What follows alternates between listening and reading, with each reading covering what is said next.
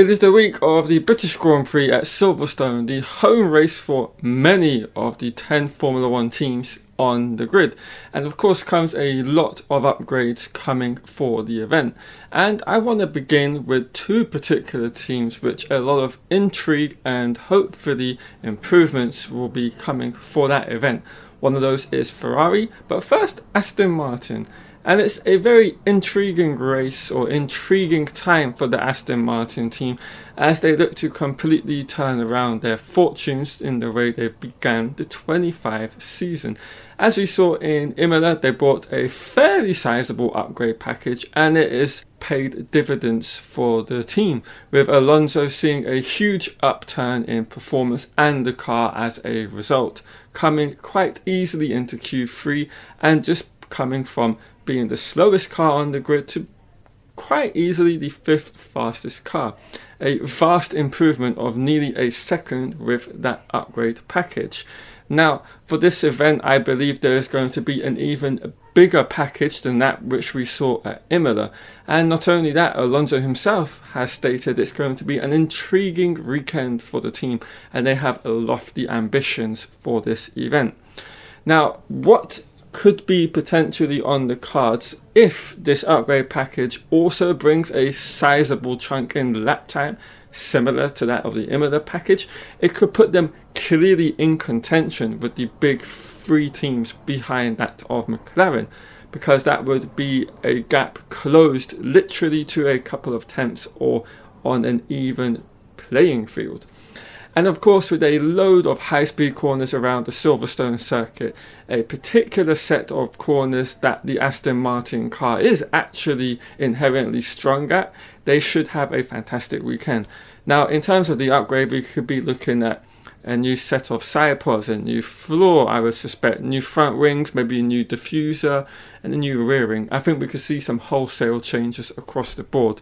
Or it could be smaller changes which, when you put them all together, equal that massive lap time improvement which we saw at the Imola Grand Prix event. Now we move to Ferrari, and again Ferrari, after a positive weekend just gone in Austria, being the second quickest team behind that of McLaren, with a 3-4 with Hamilton and Leclerc getting a podium. Now for this event, there could potentially be the final major upgrade of the season for them. It is of course the highly publicised and talked about rear suspension upgrade for the SF25, which is of course trying to alleviate all of the weaknesses that they found at the beginning of the season during pre-season testing, and then followed up and confirmed by the time of the first couple of rounds of the season.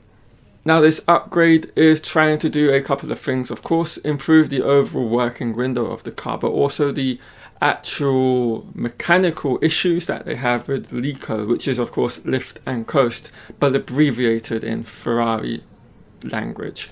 And essentially we saw it in Austria, they lift and coasted from the first lap through every corner for the whole race. So literally Ferrari did not actually race within there competitively, and yet they still finished 3rd and 4th.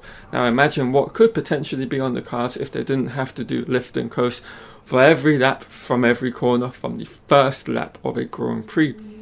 So that is what Ferrari are looking to achieve and accomplish next weekend. Again, it could see them close the gap to the big team of McLaren leading the race, but I suspect McLaren themselves will be bringing the biggest upgrade package they have yet brought this season. And again, I think with a lot of these teams being housed and situated within and around Silverstone, it is very much a race from which teams can bring major upgrade packages as a result of them being able to transit it from their factories directly to the track instead of going through all of the trials and tribulations that come with that air freight and all of that. And it gives them ample time to get these upgrade packages completely ready and primed to hit the cars for FP1. So I think McLaren is another team to be on the lookout with regards to upgrades. We don't specifically know if they are bringing any, and of course what they would be bringing if they were to be bringing some. And it is kind of a case with regarding the whole of the grid, minus one particular team in particular, which we of course know as Williams. They have shut down completely with regards to 2025 development and are fully focused and set on 2026, a major technical rule change in place for next season. I would not be surprised to see the likes of also Red Bull and Mercedes bring in a fair bit of an upgrade package for the weekend. We could see some changes to all of the key areas that are of high importance with regards to load, aero points, and mechanical stability. So front wing changes, maybe some suspension fairing changes to improve the airflow over the cars.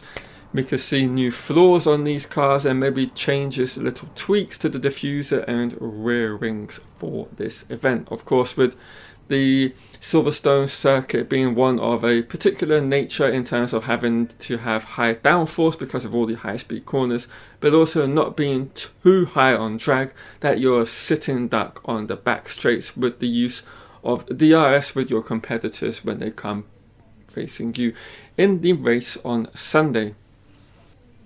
But all in all, it's going to be a very fascinating and highly amped weekend, I think, for a majority of the teams. I do expect this to be potentially the final round of major upgrades for many of these teams before we go for the rest of the season.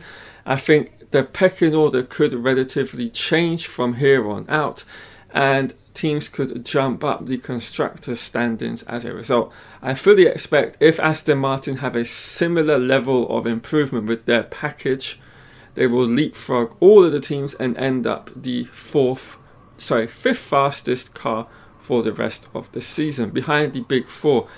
And if Ferrari can get on top and their upgrade improves all of their issues that are well publicized, they maybe start to think about running a couple of Grand Prix before the end of the season. That would be great for them in terms of confidence, momentum, and just getting the heat off of their backs in terms of the press, not only in Italy but globally, and of course with the fan base as well.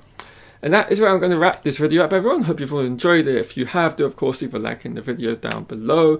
And if you're new here on F1 Unraveled, hit that subscribe button for all future content this week and for the year ahead. Enjoy the week, and I'll see you across the Silverstone weekend.